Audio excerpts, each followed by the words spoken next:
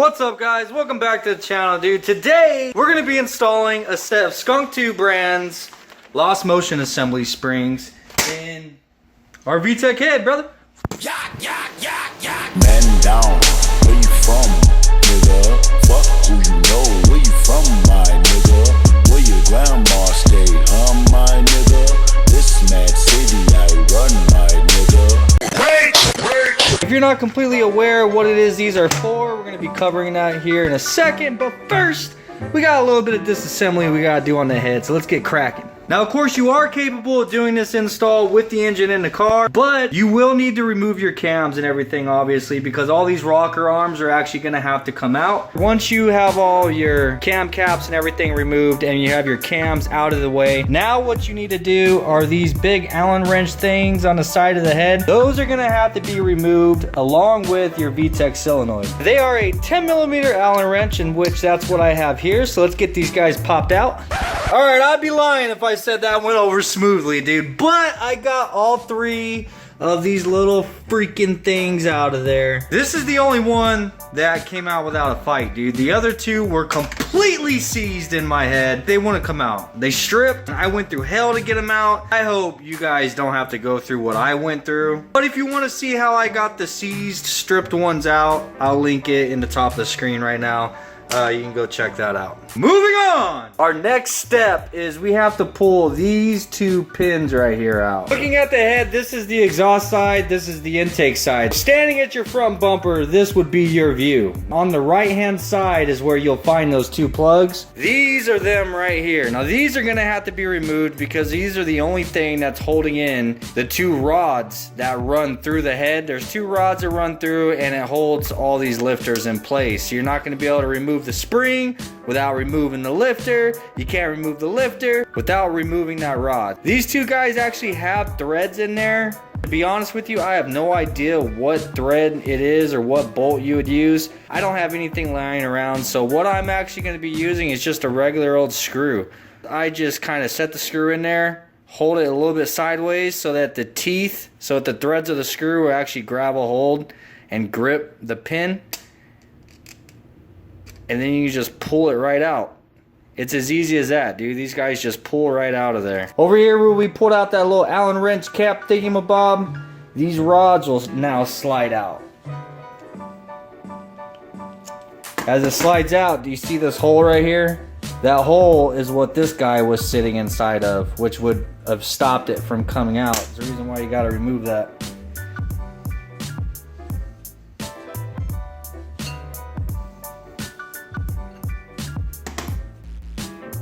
So now, with these two rods removed, all these rockers are actually loose and free to be removed as well. So you can just pull all these guys out.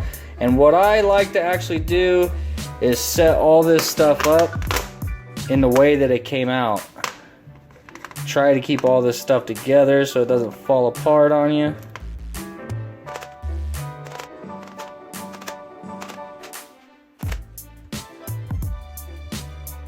And you see, now with all those rockers removed, dude, we have access to all the stock LMAs, so we can actually get all of those pulled out of there. And they literally just pull right out, dude. You can grab them by hand and pull them up, or you can use a pair of needle nose and grab them, whichever one you prefer.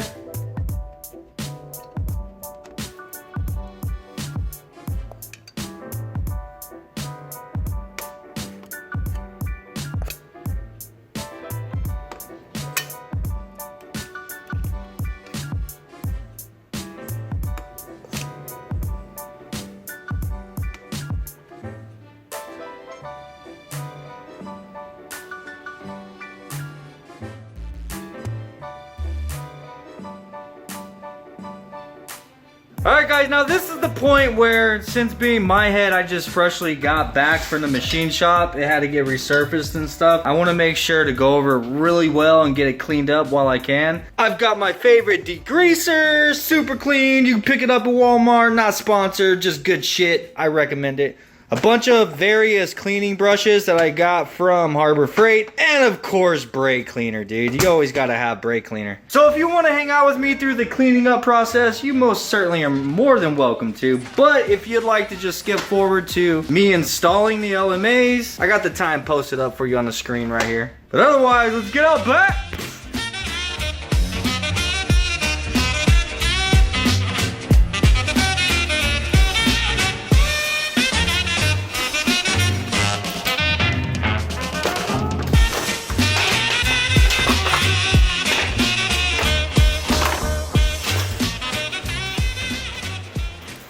Hit all the valves with some degreaser. And I'm using a soft bristled brush here. You don't want to use like a wire brush. You don't want to use anything that's going to score the surface, especially if you just had your head resurfaced.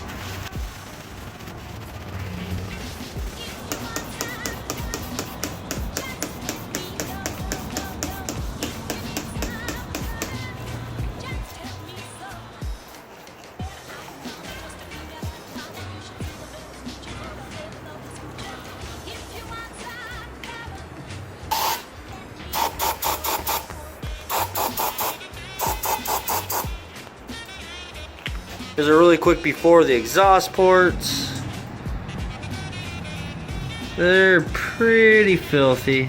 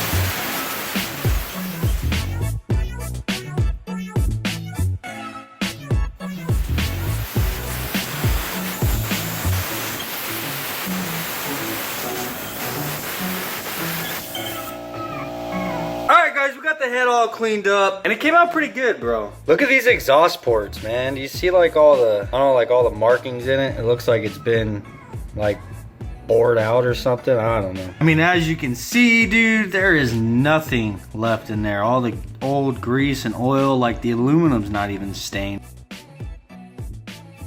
But right now, what I'm actually going to do is go through all these little areas where the valve cover gasket's going to actually be seating on here. I just want to get this all cleaned up really good with some Scotch-Brite, and I'll show you what it looks like after. Alright, I got half of this done. I wanted to show you guys a really quick before. You see how it just has a lot of this like staining going on. There's like some of the leftover RTV or sealant that they used before. And this is after going over it with the Scotch-Brite. Just gets the surface all nice and clean and shined up, ready for its new gasket. This is after cleaning it up, and here's another before.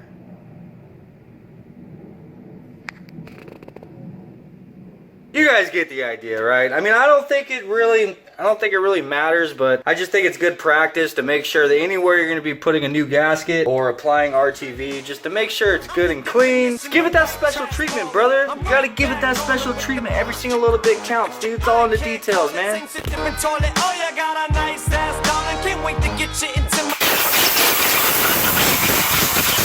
I don't know where this happened at.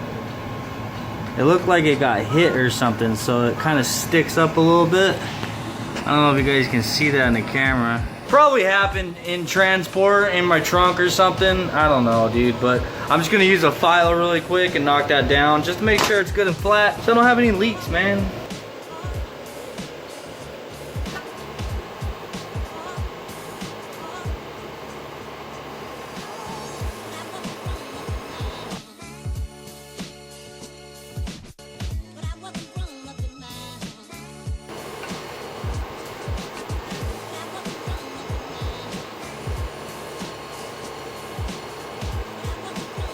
Alright guys, well I'm wanting to get this all cleaned up, but as soon as I'm done recording here, I gotta edit this video really fast, and then Braven's like antsy to want to freaking work on the go-kart. I don't blame him, dude, because I want to work on the thing too, so I'm not gonna do all this in this video right now.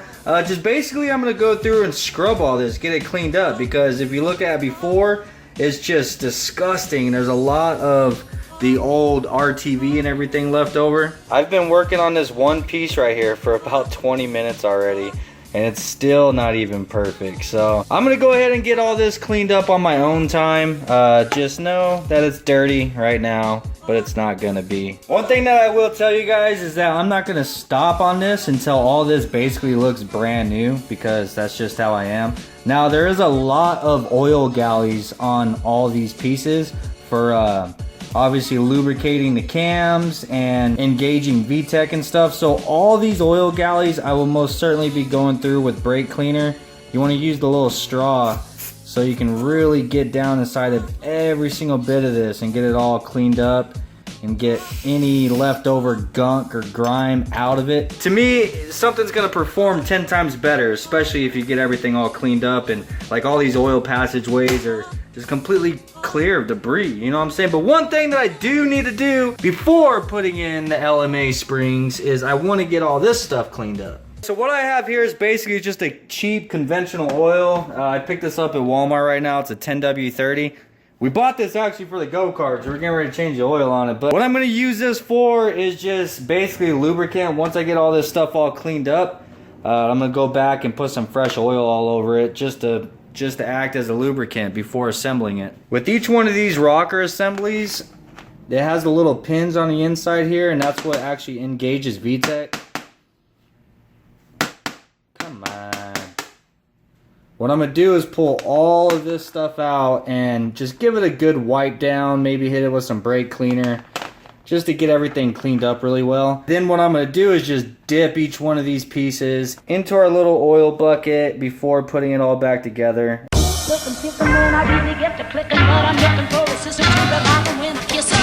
If you want some, just let me know.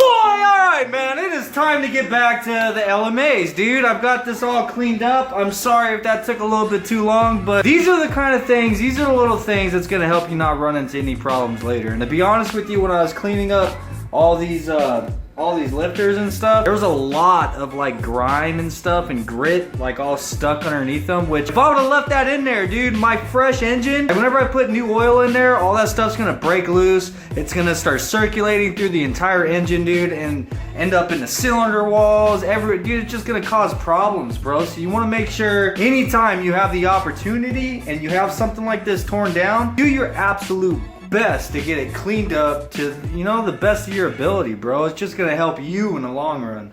See how all these little ugly fuckers right here, these are all the stock LMAs. These are what we are replacing and we are no longer gonna be using. Here is the factory LMA and this is Skunk2's.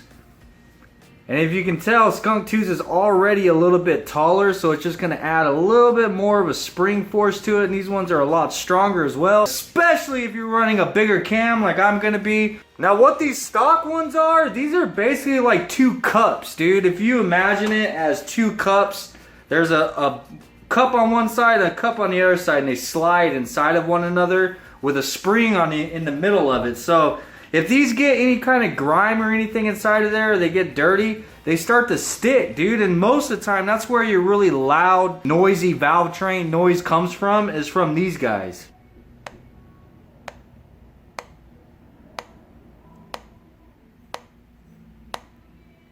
Alright, so here comes the fun part, dude. We get to put all this back together now, finally!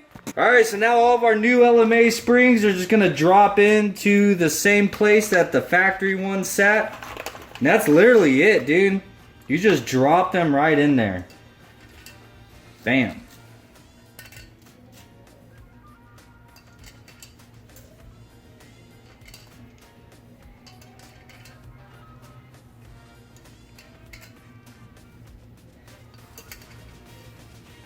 And there they are. The new springs in their new home.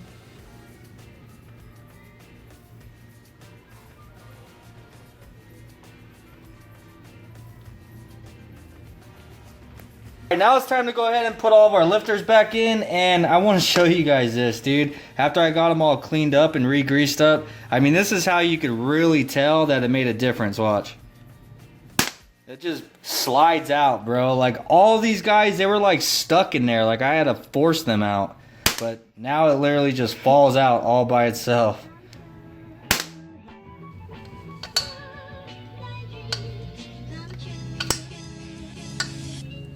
Probably the most difficult part of this whole thing is trying to get these guys to all line up. But once you get them to line up, they'll slide right in there. So now I put these lifters in, I slid the rod in to where it's holding those ones, and now you see right here where it's starting to stick out. That's where our next set of lifters are going to go. So you're going to go through one at a time, sliding this rod in. All the way up till you're done.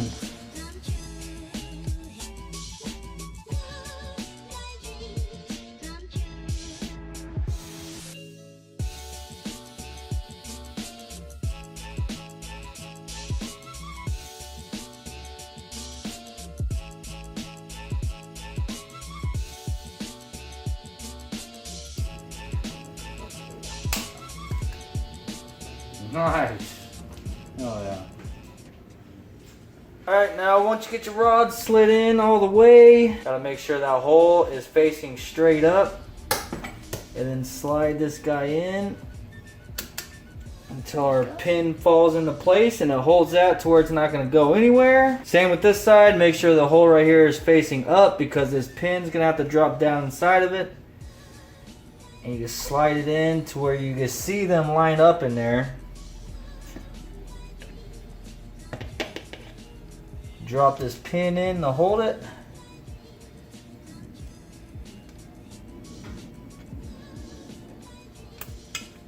Bam. There we go. Not going anywhere. Well, there it is, guys. That's the installation of our Skunk2 LMAs, bro. It's actually a really simple process. I think I made it a little bit more difficult than what it needed to be, but that's just because I wanted to clean everything up. But I most certainly don't regret it, man, because everything in here just moves. Just moves so much smoother now. Like, you could just tell a difference just by moving this stuff by hand, how much smoother everything moves. And before, whenever you'd push this guy down, because the v-tec lobe is what's actually riding on the LMA down there, you don't hear anything. You don't hear nothing.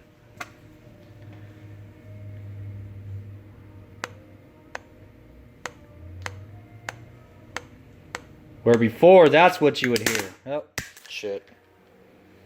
I hope you guys enjoyed the video. Thank you, Braven, for all your help. It really was a pain in the ass to get the rod to line back up. If you have to, get somebody to help you, dude. I still need to get all this stuff all cleaned up, but I'm gonna do that one day after work. Smash that like button, and I'll see you guys on the next one. I need to get in here and get this edited so that we can come out here and work on this go-kart some, man. Peace.